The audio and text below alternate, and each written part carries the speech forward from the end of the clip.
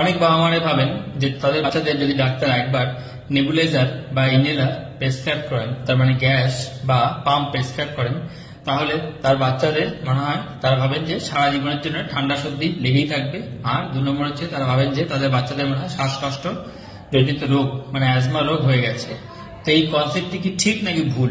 এটির অ্যান্সার হলো এটি একদম ভুল ভাবা যে বাচ্চাদের একবার ইনহেলার বা নেবুলাইজার দিলে তার মানে সারা জীবনের জন্য তাদের সেটি নিতে হবে বা তাদের বাচ্চাদের অ্যাজমা মানে হাঁপানি রোগ হয়ে গেছে।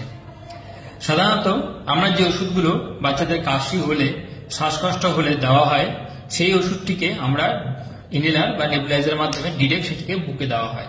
এই জন্য ইনহেলার বা নেবুলাইজার ইউজ করা হয়। এটি আমরা যে ওষুধগুলো খাচ্ছি সেই ওষুধটি প্রথমে খেলে পেটে যাবে, পেট থেকে রক্তে যাবে, রক্ত থেকে তারপর শ্বাসে বুকে আসবে। আর ইনহেলার বা নেবুলাইজার দিলে সেটি ডিরেক্টলি বুকে গিয়ে কাজ করে, তাড়াতাড়ি কাজ করে, এই জন্য দেওয়া হয়। এটি দিলে কোনো অসুবিধা হবে না। Thank you.